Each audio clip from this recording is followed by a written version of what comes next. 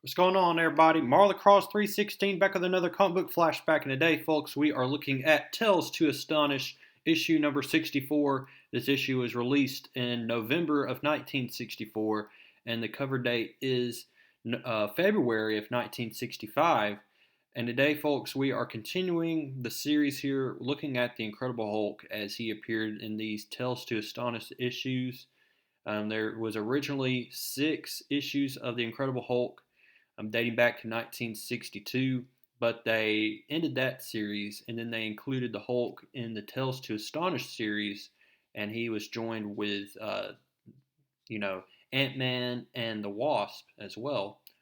And so we're looking at the second part to this story here. We're going to see Hulk battling the hordes of humanoids here as we continue this story here. We saw that Bruce Banner has been accused of being a spy to the enemy. All he's been doing really is just trying to save his invention here, as we see Dr. Bruce Banner changed into the Hulk to protect his nuclear invention from being captured by a strange, powerful humanoid. But due to an ironic quirk of fate, Banner himself was later jailed for trying to sabotage his own invention. That's what happened last issue in issue 63. If you haven't seen that issue, go back and watch that video. At the very end of this video, I'll include a playlist where you will see all of the Hulk issues that I have covered on this channel. And so last issue he fought one humanoid. Well, today he is going to be fighting many humanoids. And the main villain that we're going to be looking at in this issue is the Leader, who has also been a big threat to the Hulk as well. And so, before we get started, let's give credit where credit is due. This issue is brought to you by Stan Lee, who wrote this issue. We have Steve Ditko on the artwork, George Bell on the inking, and the the lettering by Artie Simek. So those are our 4 contributors to this issue, this very classic Tales to Astonish issue. Sometimes that's hard to say. So we see Bruce Banner. He's in his holding cell. He's been asked to, he has this request. He needs his tranquilizer pills. We see Major Talbot here. He does not like Bruce Banner at all. And there's a big reason for that. And that is for this woman right here, Betty Ross, the daughter of General Thunderbolt Ross. He has a huge crush on Betty Ross, but we know that Betty Ross, her feelings are for Bruce Banner. Now, we're going to see here he takes these pills here to calm him down. They don't know for a fact that these pills help him so that he won't change into the Hulk. And so that's one thing that Bruce Banner has been trying to do, is keep it under wraps here. The only person that knows the identity of the Hulk is Rick Jones. So remember, we have Chameleon, who has also been a guest star in this series here. He's a Spider-Man villain that has now jumped into the Tales to Astonish series. And we see that the Leader has been working for Chameleon here. He says, "This is the Chameleon. Bruce Banner is under arrest. The army still plans to test his nuclear device on a deserted isle. That is all."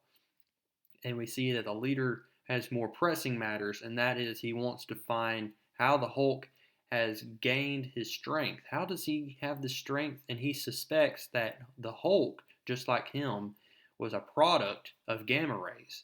And in fact, that is correct. But that's going to be the Leader's main mission here. Here is the Leader. That's his main mission here is to capture the Hulk, and he's going to send his humanoids to capture him. So we see here that Bruce Banner now has been put on trial, and he has this lawyer, and his lawyer's like, "Look, you got to tell me all the facts about this, otherwise I can't help you." Well, Bruce Banner can't tell his lawyer all the facts, because if he would, he would have to admit to him that he is the Hulk. Well, here comes Rick Jones, and Rick Jones is going to be talking with Bruce. They have, over the past few issues, including the original Hulk series, they have struck a big friendship between each other. Rick Jones, again, like I said, is the only one who knows the identity of the Hulk. And he's like, hey man, why don't you just tell them that you're the Hulk? Well, Bruce Banner says, look, hostile nations would stop at nothing to capture me and to learn the secret of my transformation. Think of what would happen if others would be created, others like the Hulk. So we know here for a fact that Bruce Banner knows that if he would reveal his identity as the Hulk, enemy nations would try their best to capture him and then create a different kind of Hulk in their own nation. So Rick Jones comes up with this cool plan here. He's going to go talk with some ambassadors in Congress, and he's even going to talk with the president himself. And he says, look, this entire time, Bruce Banner has been working as a priority member of the Avengers. Here's his ID card.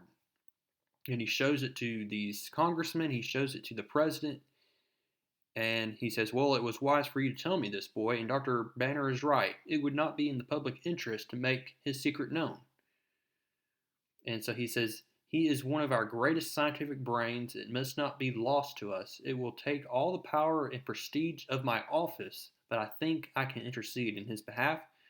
And we see that Major Talbot here is going to tell Bruce Banner, hey, you've been cleared. But he definitely does not like that. He is furious about this, and he still suspects that Bruce Banner is a spy, and he uses the Hulk whenever he needs him. And so they go to this aisle here where the nuclear absorbitron is at. That's the invention that Bruce Banner had built here. And we see that the leader here is going to send a big horde of these humanoids here. And their main mission here is to capture the Hulk. They go undersea here. And we see that the leader is going to be looking through everything with this spectroscopic transceiver here. So he can see everything that the humanoids are seeing.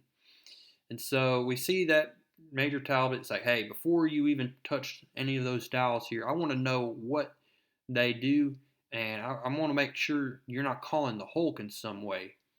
Well, we see that Bruce Banner starts to panic here. He's like, I'm not a spy, but his pulse rate starts to quicken here. He notices that his tranquilizer pills are gone, and so then he just makes a run for it because he knows that he's about to transform into the Hulk, and that's where we see him transform into the Hulk.